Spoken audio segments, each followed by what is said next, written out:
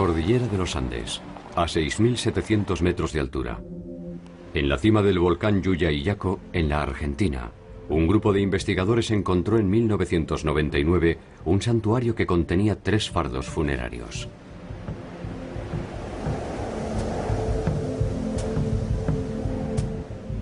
Corresponden a 3 niños de escasa edad que fueron sacrificados hace más de 500 años. Las bajas temperaturas de la alta montaña conservaron los cuerpos con su musculatura intacta.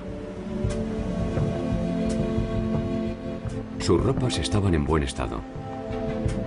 No poseían traumatismos ni daños corporales.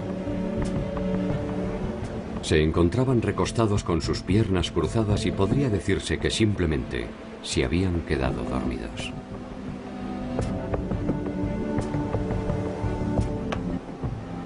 Uno de los cuerpos pertenece a una niña, bautizada por los investigadores como la doncella. Tenía solo 15 años.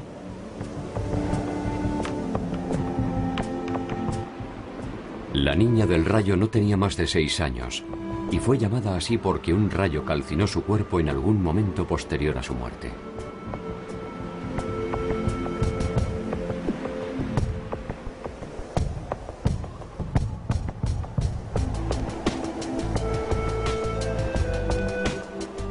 El tercer cuerpo, el niño, tenía solo 7 años.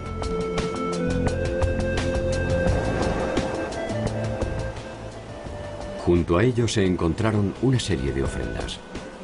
Finas piezas de cerámica, exquisitos tejidos y algunos collares, entre los que destacan unos de color rosado realizados con muyú, un bivalvo originario de las costas del Ecuador y que fue conocido como el oro rojo de los incas.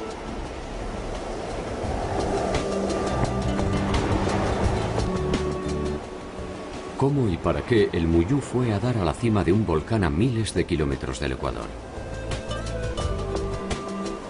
¿Qué significado encierra este sacrificio ceremonial? ¿Quiénes lo realizaron y por qué?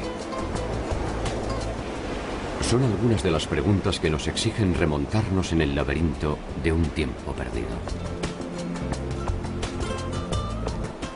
El sacrificio ceremonial fue realizado sin lugar a dudas durante el Imperio Inca.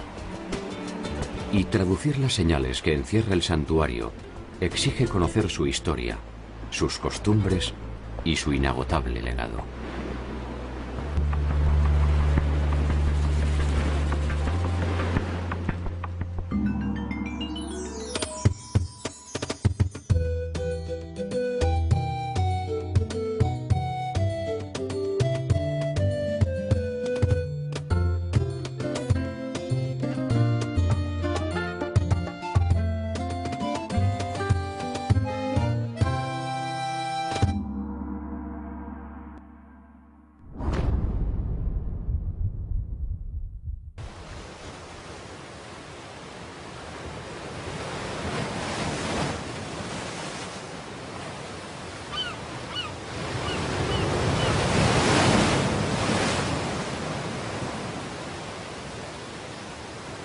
El muyú, oro rojo u oro de los incas, se reproduce en aguas cálidas al norte de Perú y el Ecuador y responde al nombre científico de Spondylus. Tenía para los incas un significativo contenido ornamental, pero también religioso.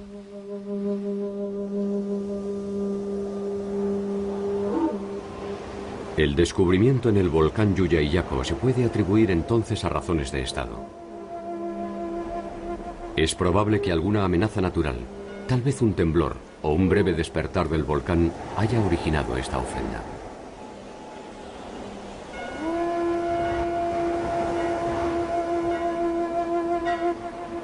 Los incas solo practicaban sacrificios humanos en situaciones excepcionales y en virtud de un principio básico para el funcionamiento de su mundo. Si algo se le pedía a los dioses, estos debían recibir algo a cambio. La cultura inca es una original y aparte. Naturalmente, inca es un término que se usa para los últimos 100 años de la cultura prehispánica. Pero ese término significa miles de años de cultura anterior a los incas. Desde la Amazonia hasta el mar, desde Colombia hasta Chile y Argentina, atravesando Perú, Ecuador y Bolivia, el Estado Inca fue la organización política, económica, militar y cultural más extensa del continente americano.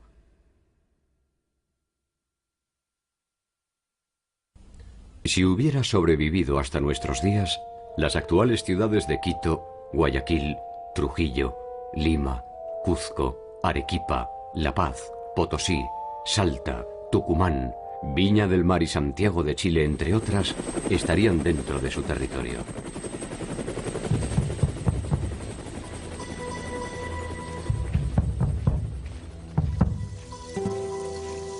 Sus ejércitos llegaron a contar con decenas de miles de hombres.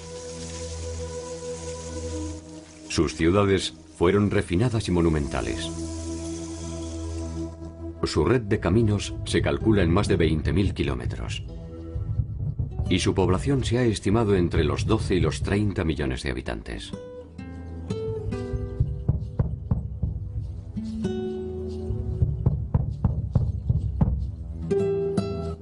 El nombre con el que los incas identificaban a su territorio era el de Tahuantinsuyo, y estaba dividido en 4 grandes suyus, o regiones. Chincheysuyo, hacia el norte, el Contisuyo, al oeste, Antisuyo, al este, y el Collasuyo, al sur. La referencia a partir de la cual se realizaba esta división era su capital, Cuzco.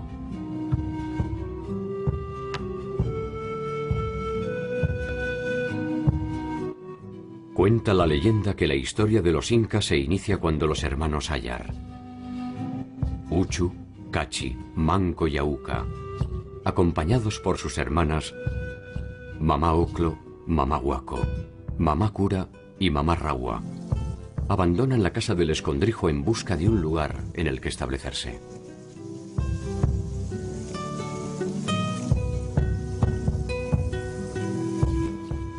No hay acuerdo a propósito de si se trató de Ayar Manco o de Mamá Huaco, pero uno de los dos fue el que logró enterrar una vara de oro en el lugar en el que se fundaría Cuzco.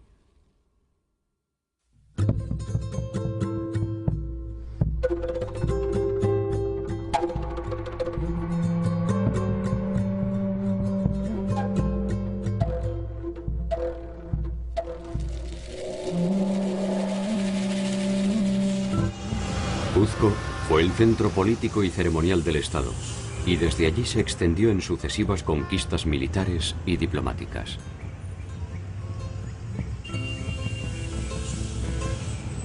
Sin embargo, su imperio fue uno de los más efímeros, y solo se desarrolló con plenitud durante poco menos de 100 años.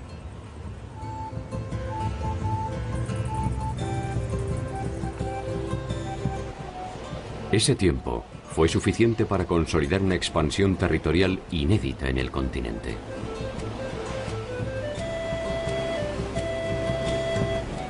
A lo largo y a lo ancho de su territorio construyeron obras de infraestructura militar, ceremonial y productiva.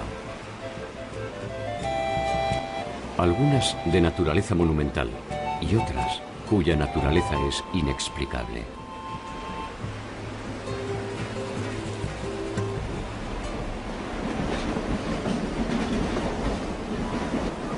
Como si esto fuera poco, se les debe a ellos el descaro de construir una ciudad en la cima del cielo, que permaneció invisible a los ojos del mundo por más de 3 siglos y medio.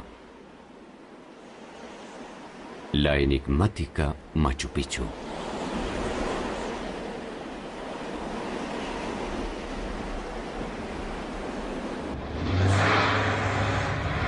Hacia el año 1200, Cuzco había dejado atrás su condición de población rural y bajo el liderazgo de Manco Inca, iniciaba sus primeras conquistas en las regiones aledañas.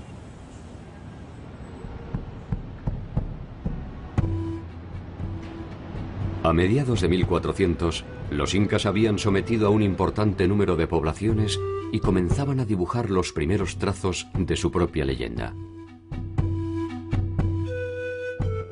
Para ello fue necesaria la impronta de un hombre legendario, Pachacútec Inca Yupanqui. Pachacútec es quien llevó a los incas a su victoria definitiva contra los chancas, un grupo étnico proveniente de Ayacucho empecinado en desafiar la incipiente hegemonía de Cuzco.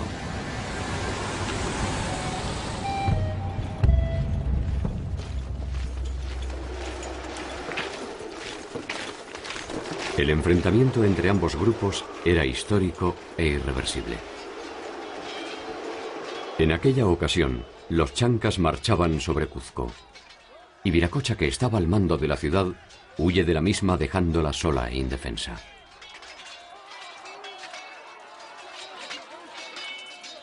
Pachacútec, por entonces apenas un joven príncipe, asume la defensa de Cuzco, y aún en inferioridad de condiciones, vence a los chancas mediante ingeniosas estratagemas e indudable valor. Se formó una leyenda de que él puso unas piedras con cascos y armas para que creyeran los enemigos que eran gente apostada, lista para conquistarlos. Entonces, esto los desmoralizó a los enemigos que les hicieron. Bueno, en todo caso, ganaron los incas y los persiguieron bien adentro de sus tierras. Y eso marca el desarrollo y el inicio del Estado inca.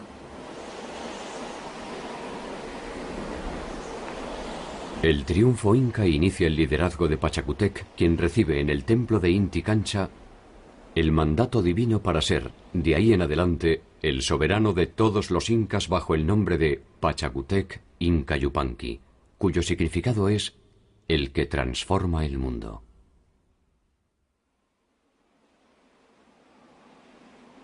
Con él nace el imperio histórico y la dinastía de los hijos del sol.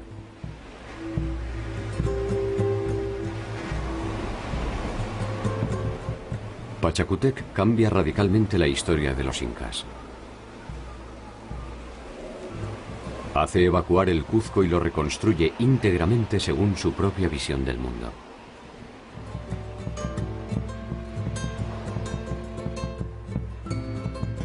Profundiza en la expansión militar y aumenta el poderío económico.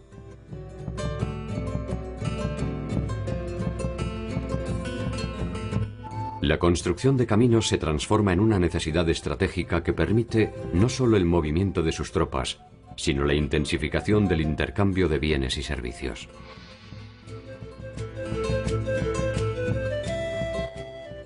Reglamenta el trabajo obligatorio y generaliza el idioma quechua.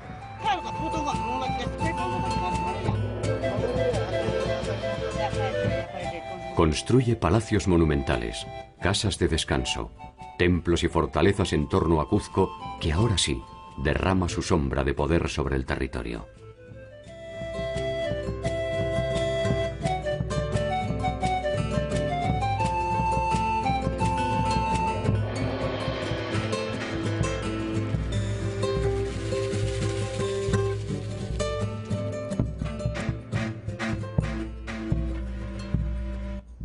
Pachacútec no solo construye las bases materiales de una nueva era para los incas, también establece la condición dinástica de los soberanos que son designados directamente por Inti, el dios sol, quien pasa a ser la deidad primordial.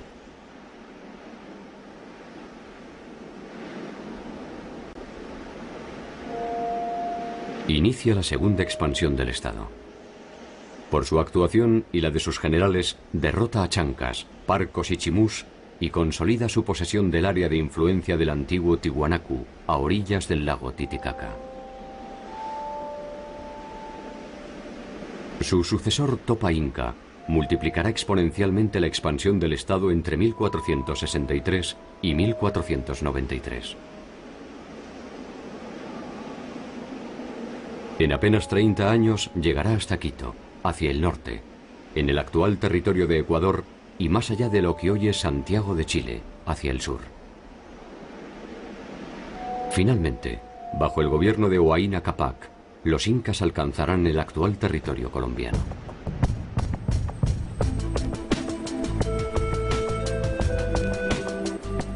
Esta monumental expansión es el fruto de la combinación de un extraordinario poder militar con la decisión política de armonizar un territorio bajo reglas que encuentran su sentido en la milenaria cultura andina.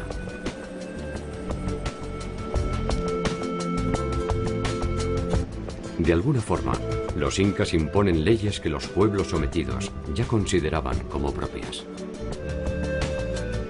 En Andes hubo varios señoríos y por eso no era necesario conquistar estas nuevas áreas pueblo por pueblo. Era suficiente ir a capital de estos señoríos y convencer señor rey anterior que si se hacen un acuerdo con el Inca, él puede mantener su posición privilegiada, y si se aceptaba esta oferta de los incas, él recibía muchos dones.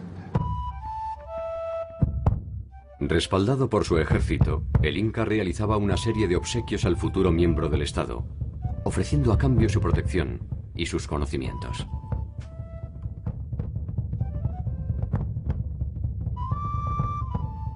Si algún pueblo se rebelaba ante la invitación, las consecuencias podrían ser desproporcionadas y ejemplificadoras.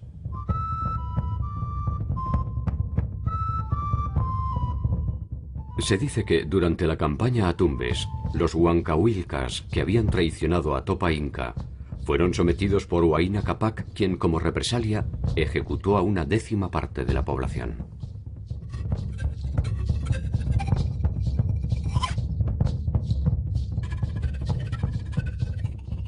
A los curacas supervivientes se les extrajeron 2 dientes superiores y 2 inferiores, para que todos identificaran a quienes osaron desafiar al Inca.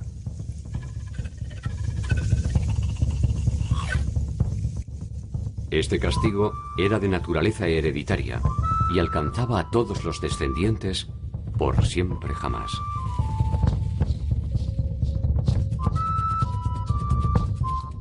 Tarde o temprano, a veces con tenue convencimiento, a veces bajo el influjo de las armas, uno a uno, los pueblos vecinos pasaron a formar parte del Estado Inca.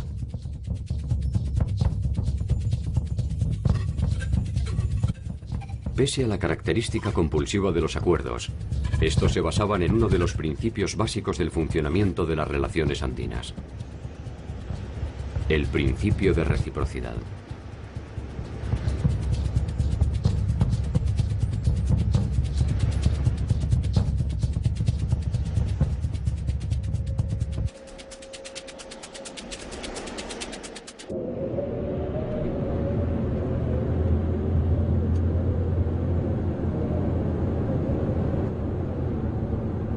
Las primeras hordas que llegaron a estos lugares del mundo llegan y encuentran un territorio hostil, difícil de conquistar.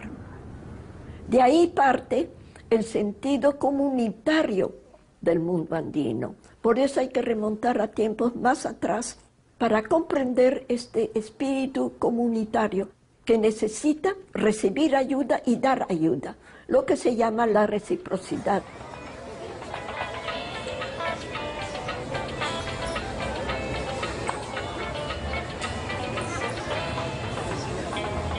La reciprocidad viene de ahí. Yo te doy, tú me das. Y toda la estructura inca se basa justamente en la reciprocidad.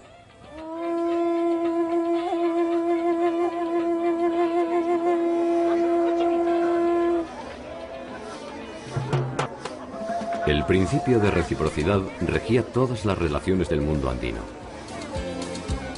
Las del Estado con sus habitantes, las de sus habitantes entre sí, e incluso las sobrenaturales, es decir, la comunicación con los dioses.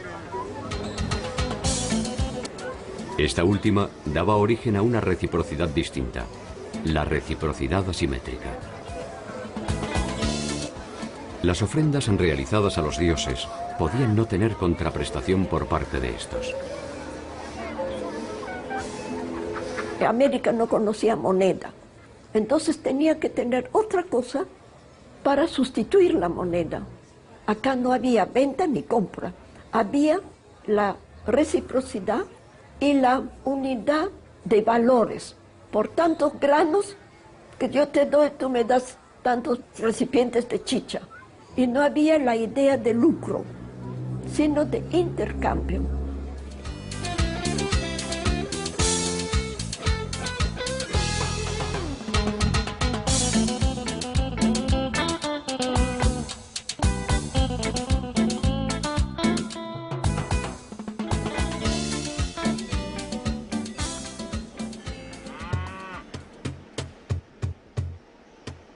El Estado inca se basaba en la fuerza de trabajo para tener la riqueza que cada estado tiene. El hombre del común no daba nada de su parcela de tierra. Su parcela de tierra era intocable, era de él y nada más. Pero tenía que dar fuerza de trabajo al inca, a los dioses, una serie de obligaciones de trabajo. Y el producto del trabajo iba a los depósitos estatales. O sea que el Inca tenía una cantidad de productos alimenticios, de trabajos manufacturados, y que eso era su riqueza, de la cual necesitaba para la reciprocidad.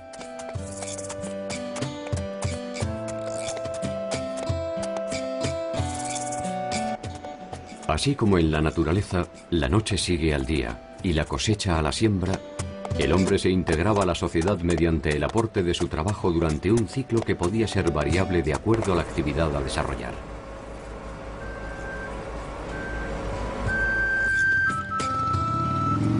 El individuo cumple con el Estado y asegura su manutención. Hay que tomar en cuenta que en Imperio Inca no se pagaban tributo en especie. Única manera para pagar su obligación para el Estado era un sistema que se llama mita. Mita era obligación de mano de obra de todos hombres adultos para hacer un servicio para el Estado y también para la Iglesia.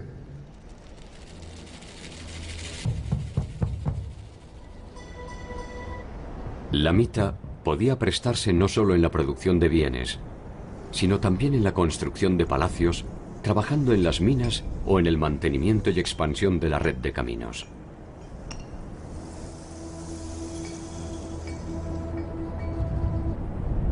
Los que cumplían la mita guerrera debían servir al Inca en sus conquistas o sofocando rebeliones. Con los recursos obtenidos, los incas se permitían multiplicar su expansión, ya que disponían de los medios para persuadir mediante la reciprocidad o la violencia a los futuros miembros del Estado.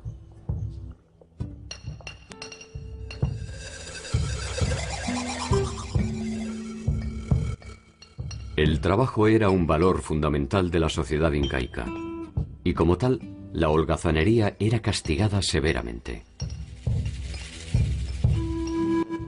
Existían, sin embargo, periodos establecidos para el descanso y el esparcimiento.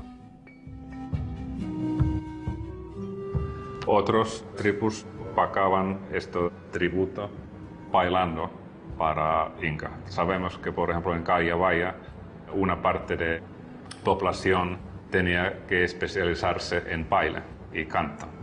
Y cuando hubo unos actos importantes del Estado, ellos estaban bailando y cantando. Era su servicio del Estado. En el Imperio Inca era muy importante que todos jóvenes, adolescentes, tenían que casarse, porque cuando se casaba tenían todas las obligaciones para trabajar para el Estado. Y por eso anualmente estos gobernadores incas viajaban a las provincias y obligaron a mujeres y hombres a tomar su pareja y casarse.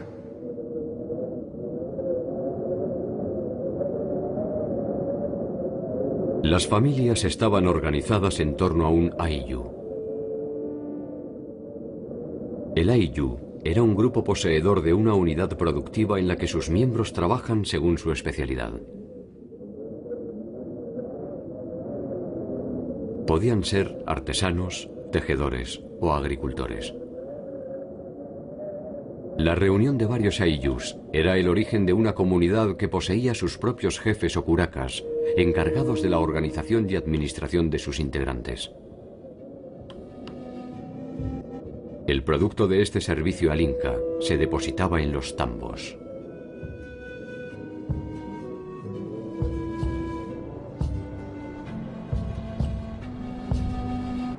Los tambos eran depósitos que funcionaban como núcleos de enlace entre las poblaciones y, de acuerdo a sus proporciones, podían ser, además, centros administrativos, residencias de descanso o meros puestos de relevo.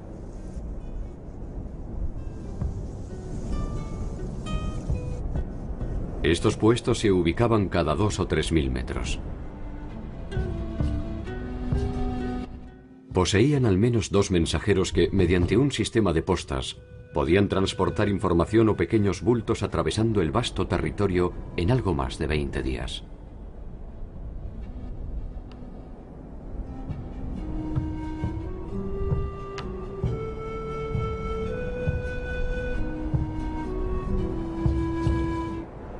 Los caminos y los sofisticados puentes colgantes enlazaban el territorio y eran un elemento primordial de infraestructura estatal.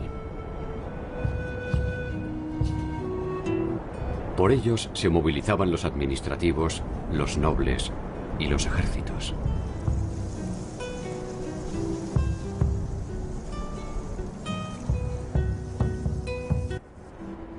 Una suerte de inteligencia estatal estaba conformada por los tucuiricus, los que todo lo ven, que velaban por el orden y el cumplimiento de la voluntad del Inca.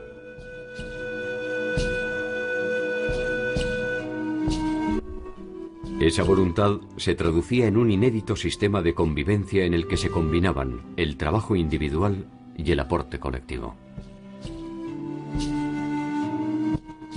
Cada victoria obtenida era el germen de una nueva conquista. Se aumentaban las tierras de cultivo, eligiendo las más productivas de los pueblos sometidos. Se acrecentaba así el poder del Inca en la misma medida en que se debilitaba el señorío conquistado.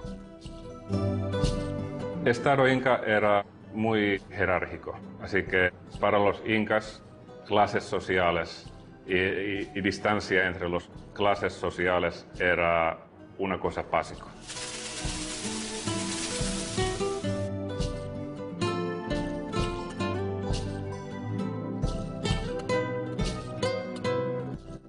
La jerarquización del Estado Inca no descuidó la larga tradición tecnológica que había fundado la base de los pueblos andinos. El conocimiento también formaba parte de este circuito de intercambios.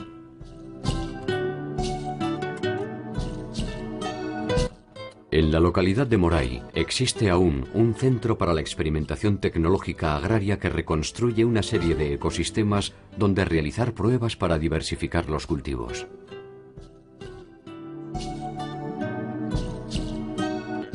Allí se conocían y se exploraban cada uno de los ciclos de siembra, que posteriormente serían transmitidos a los nuevos miembros del Estado.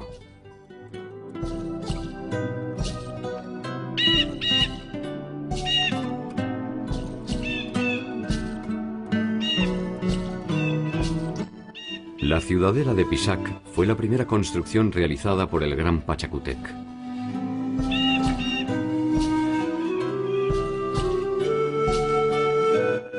Se trata de una obra de carácter ceremonial y defensivo que se utilizaba también como residencia.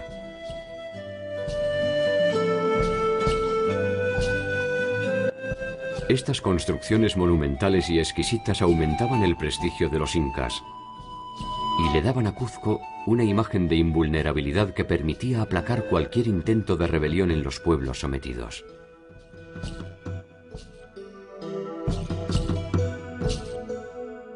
no era solo prestigio, porque también tenía mucho poder militar, casi 1 millón de hombres, accesible para cualquier guerra que Inca quería competir.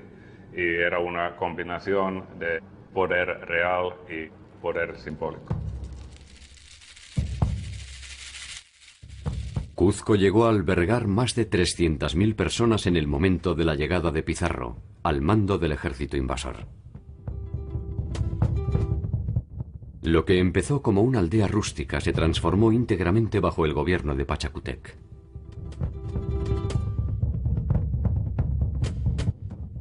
Entre sus habitantes predilectos se encontraban los soberanos incas que lo habían precedido, quienes, momificados, conservaban sus honores, sus vasallos, sirvientes y privilegios. En las fiestas ceremoniales o cívicas, sus cuerpos eran llevados a la plaza central. Participaban así de los rituales y festejos en su calidad de soberanos.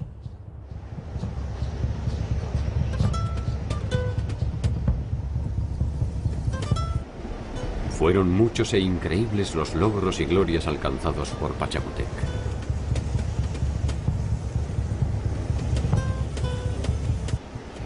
Tal vez el Inca jamás imaginó que lo que perduraría con mayor influjo sobre la posteridad sería la inexpugnable Machu Picchu.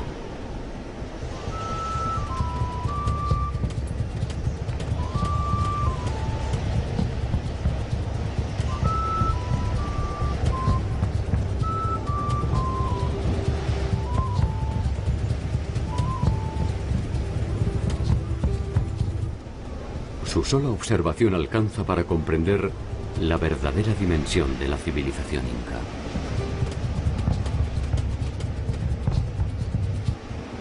Construida en el siglo XV, permaneció oculta a los ojos de los extranjeros hasta ya entrado el siglo XX.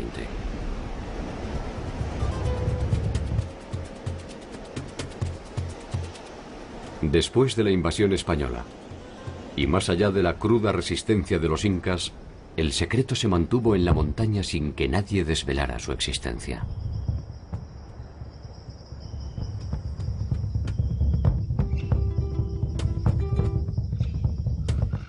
¿Se trató quizás de un pacto de silencio? ¿O fueron silenciados todos aquellos que conocían su ubicación?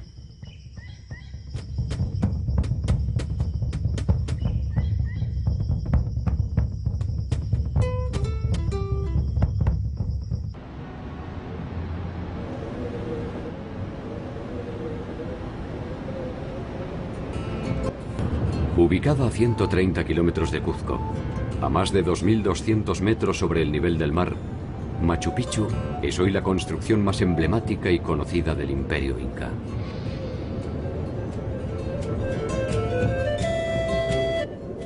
El azaroso camino que lleva hasta ella se confunde en los escarpados secretos del cielo y la montaña.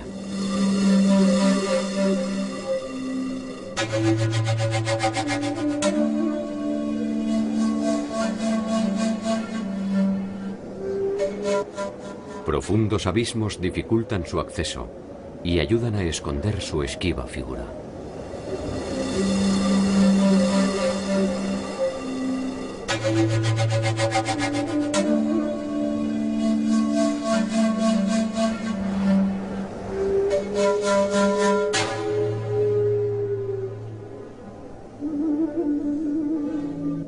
La implacable belleza de la ciudad y el ámbito en torno a sus construcciones nos permiten suponer que sus fines ceremoniales y defensivos se complementaban con un espacio para el descanso y el recogimiento.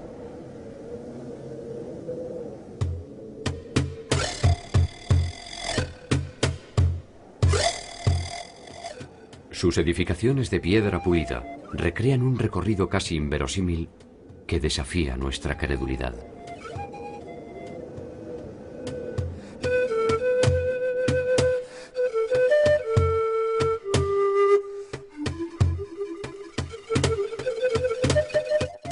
Se supone que estaba dividida en 3 áreas. El llamado barrio popular, el área de los sacerdotes y la nobleza, y el sector ceremonial o sagrado destinado a la adoración de Inti, el dios sol. Tres construcciones sobresalen en el área ceremonial. El Intihuatana, o lugar donde se amarra el sol. Una construcción de piedra pulida que parece representar el cerro Huayna Picchu, ubicado frente a la fortaleza.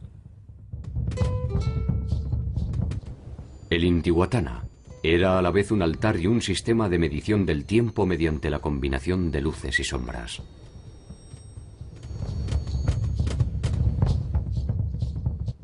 El Templo del Sol. Es una construcción que solo estaba reservada a los sacerdotes y al mismo Sapa Inca. Por último, el Templo de las Tres Ventanas.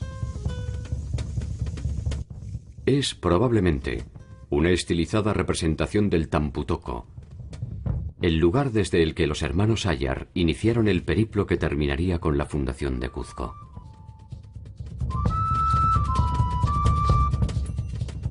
La nobleza habitaba una zona residencial de casas situadas sobre las laderas e identificadas con el color rojizo. Otras edificaciones estaban destinadas a los castigos y encierros, y se presupone la utilización del mausoleo monumental para ritos y ceremonias de importancia.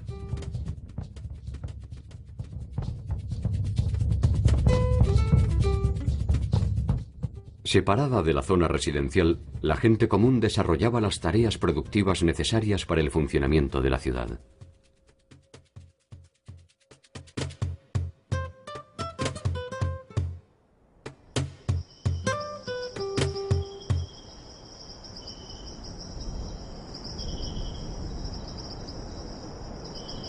Los incas conocían y utilizaban el plano inclinado en sus construcciones.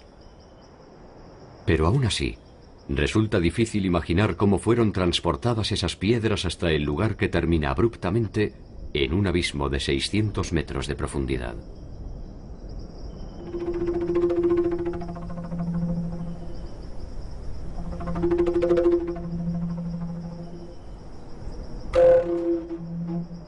Son 140 construcciones y más de 100 escalinatas de piedra.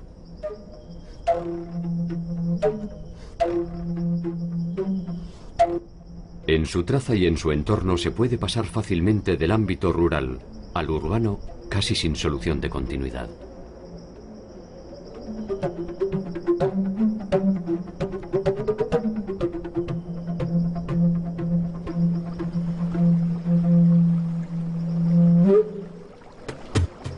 La ciudadela posee un sofisticado sistema de suministro de agua tallado sobre la roca que alimenta las fuentes interconectadas por canales y desagües.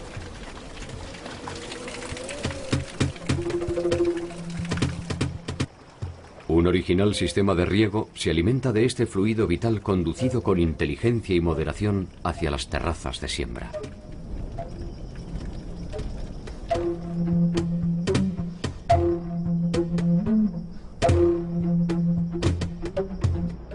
Desde el Huayna Picchu, el cerro que la tutela, puede observarse el conjunto arquitectónico en su totalidad.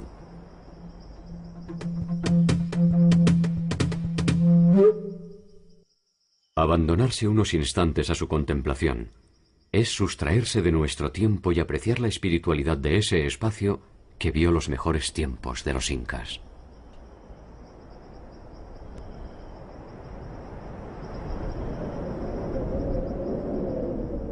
Una incómoda sensación de mundo perdido que parece emanar de sus rocas gastadas se dispersa con la misma impronta silenciosa con la que se ocultó Machu Picchu.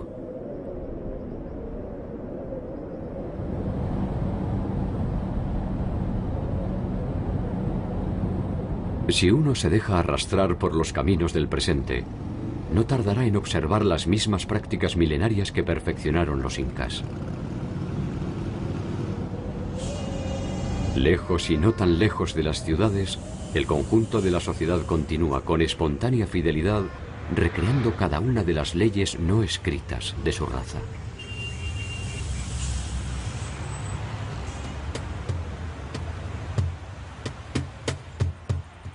Cuzco era la sede del gobierno, y Machu Picchu parece haber sido un refugio secreto. Los tambos, las fortalezas, y las ciudadelas formaban parte del circuito que el Inca realizaba en su territorio.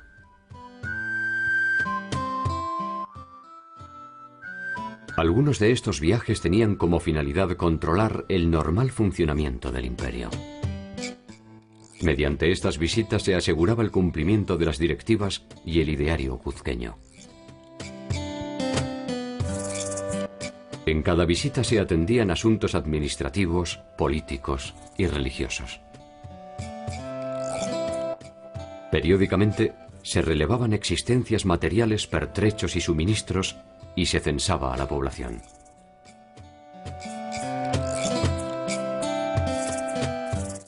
Mediante los quipus se almacenaba esta información que permitía conocer con exactitud la cantidad de bienes y habitantes del imperio.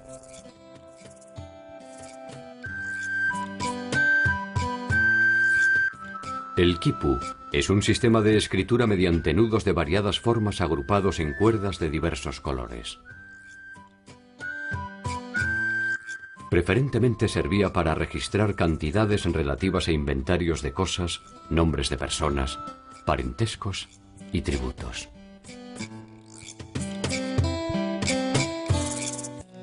El quipu consta de una cuerda principal, sin nudos, de la cual penden otras, generalmente anudadas de diversos colores, formas y tamaños, llamadas cuerdas colgantes. Los especialistas contemporáneos piensan que los colores, y quizás la forma del trenzado de las cuerdas, indican los objetos, mientras que los nudos harían referencia a las cantidades, incluyendo al número 0.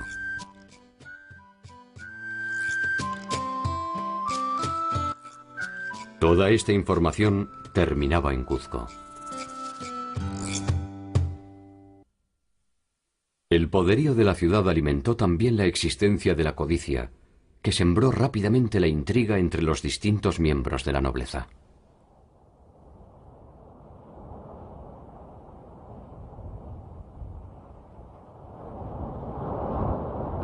La dimensión de las ambiciones creció con la misma voracidad que el mapa del imperio.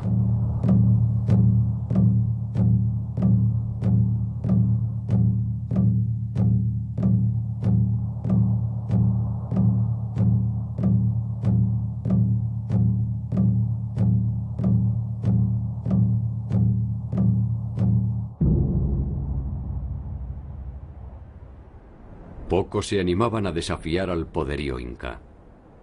Ni curacas ni rebeldes. Los que lo hacían corrían el riesgo de ser aniquilados, castigados o, en el mejor de los casos, desterrados hasta el fin de sus días.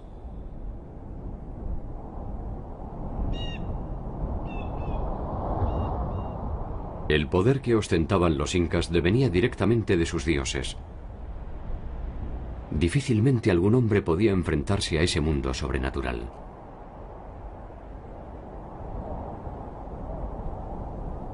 Aquellos dioses que pertenecían a sus enemigos habían sido silenciados bajo el influjo de su conquista.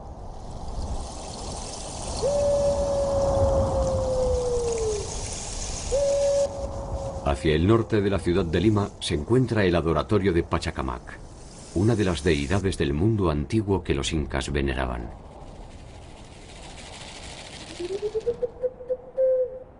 Algunos incas lo incluyeron como estancia durante sus viajes administrativos y de conquista, y construyeron en él algunas edificaciones para sus fines particulares. Entre ellas se encuentra una de las casas de las escogidas, o vírgenes del sol. La visión medieval europea ofreció una mirada entre prostibularia y supersticiosa a propósito de las casas de las escogidas.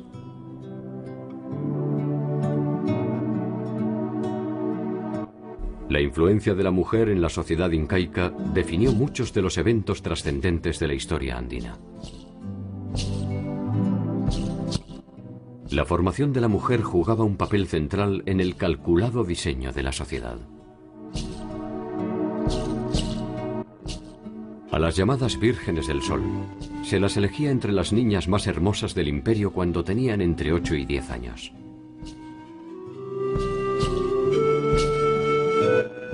Durante su estancia, se instruían en las técnicas del tejido, en la formación musical y en la elaboración de chicha, una bebida de base fermentada que se utilizaba en las celebraciones incas.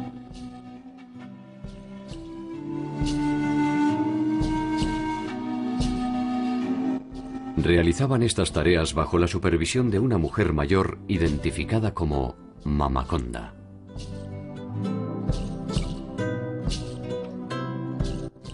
Permanecían en el lugar hasta los 14 años, cuando podían ser entregadas en matrimonio. Aquellas que se quedaban eran las consagradas al dios Sol, y de entre ellas se seleccionaban las elegidas para los sacrificios humanos.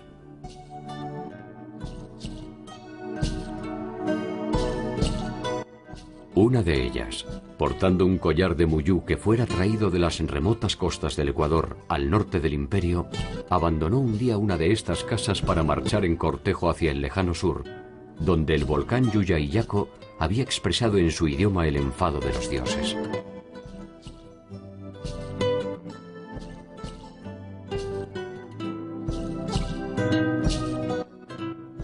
En su pequeño cuerpo, en sus pequeños pasos, late el peso de todo un reino.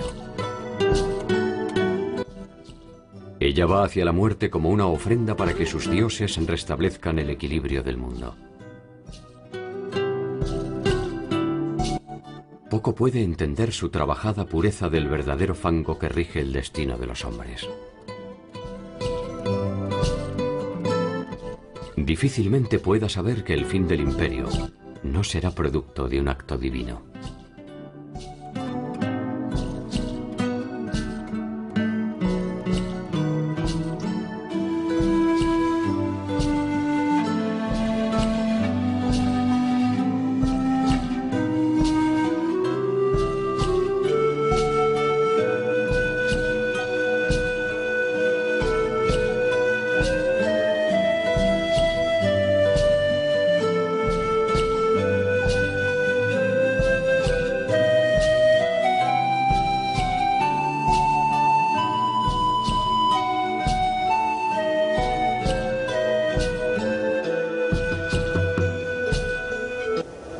Una sucesión de hechos inesperados cambiaría el equilibrio del Estado inca.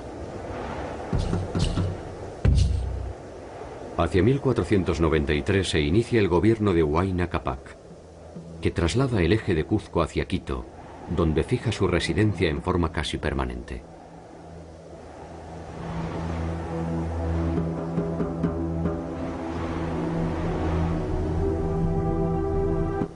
La importancia de Cuzco se va debilitando y las posibilidades de expansión del Estado inca se consolidan hacia el norte en detrimento de las áridas y empobrecidas tierras del sur.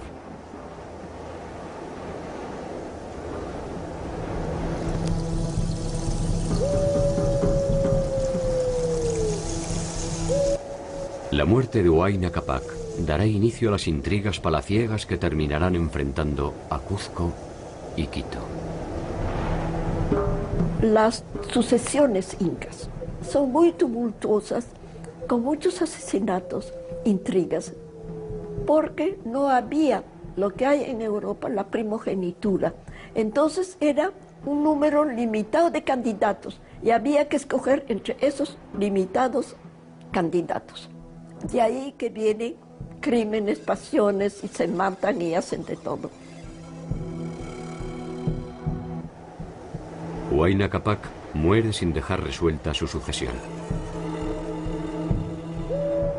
Dos de sus hijos, Huáscar, que reside en Cuzco, y Atahualpa, que reside en Quito, reclaman para sí el derecho de convertirse en el nuevo jefe inca.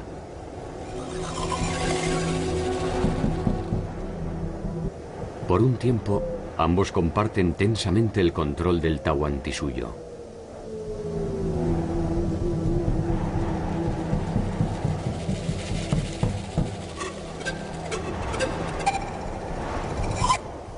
En 1532, Huáscar reclama la sumisión de Atahualpa y este responde movilizando a su ejército de más de 50.000 hombres en dirección a Cuzco.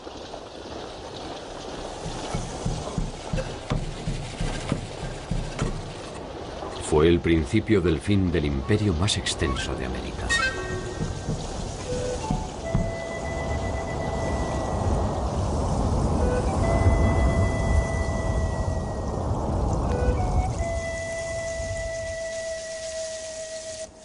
Cuzco todavía sería protagonista de nuevas hazañas, en un nuevo tiempo histórico que para los incas era absolutamente desconocido. Las señales de esta deslumbrante cultura están vivas en los nombres de sus célebres protagonistas.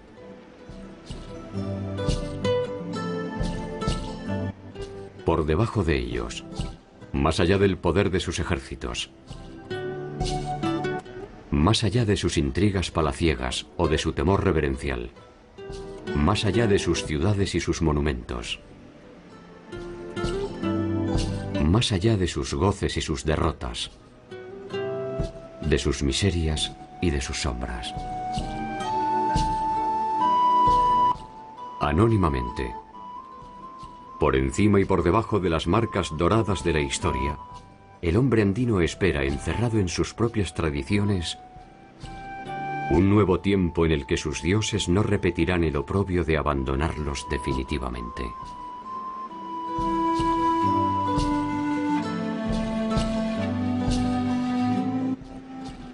Tal vez porque saben que no hay imperio más perdurable que aquel que no es más que la suma de los hombres que lo componen.